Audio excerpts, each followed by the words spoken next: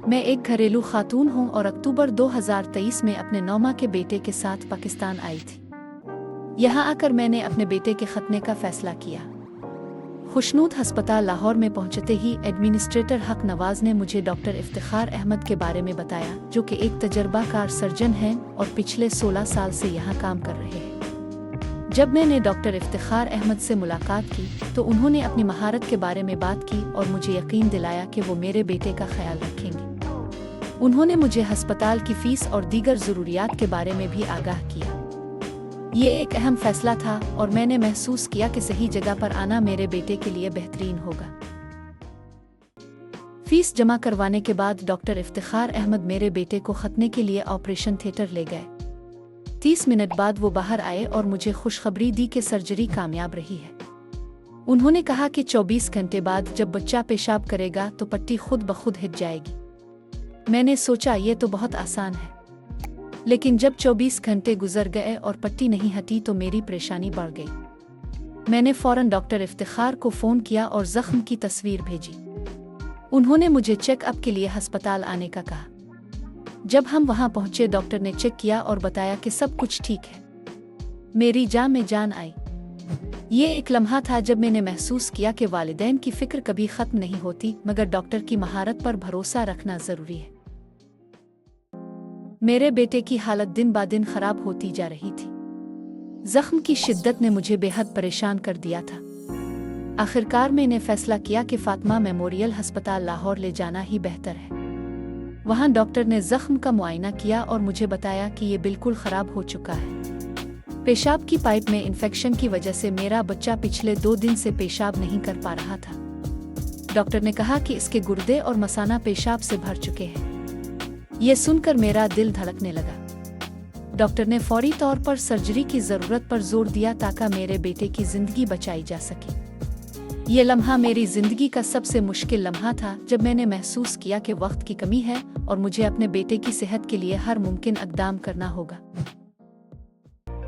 ये जानकर मैं बिल्कुल चौंक गई कि मेरे बेटे की सर्जरी के दौरान क्या हुआ। डॉक्टर ने कहा कि उन्हें ज़रूरी दस्तावेज़ात पर दस्तखत करने की ज़रूरत है और मैंने बेबसी से दस्तखत कर दिए। जब सर्जरी ख़त्म हुई तो पता चला कि मेरे बेटे का उज़्व तनासुल मुस्तकिल तौर पर ज़ाय हो गया है। पेशाब करने के लिए एक बैरूनी पाइप लगा दिया गया।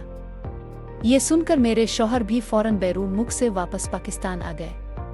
उन्होंने हमारे कानूनी वकील जनाब मोहसिन जावेद एडवोकेट से राब्ता किया, जो इस नौयत के केसेस में महारत रखते थे।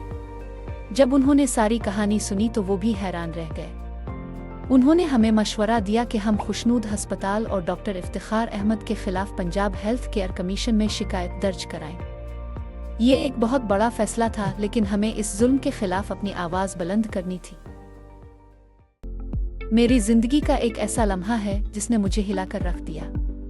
इफ्तिखार अहमद, जो कि एक जाली डॉक्टर है, ने गुज़िश्ता 16 सालों से खुशनूद अस्पताल में दूसरे डॉक्टर का नाम इस्तेमाल करके लोगों की जिंदगियों से खेलता रहा। ये सब महमूद उल हसन की मिली भगत से हुआ, जो कि अस्पताल का मालिक है। पंजाब हेल्थ केयर कमीशन के 6 सीनियर मेंबरान ने इस मामले की गहराई में जाकर तहकीकात की और हमारे वकील की दलाइल सुनने के बाद ये वाज़ेह हुआ कि मुल्ज़िमान ने तिब्बी गफलत बरती।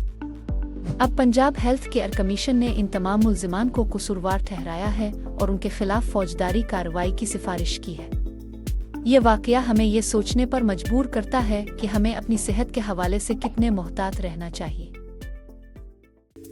हमने महकमा पुलिस में शिकायत दर्ज करवाई, लेकिन हैरत की बात यह है कि पुलिस ने पहले दिन से ही मरकजी मुल्ज़िम महमूद उल हसन को बचाने की कोशिश की। तफ्तीश के दौरान इसे बेगुनाह करार देना तो समझ से बालातर है।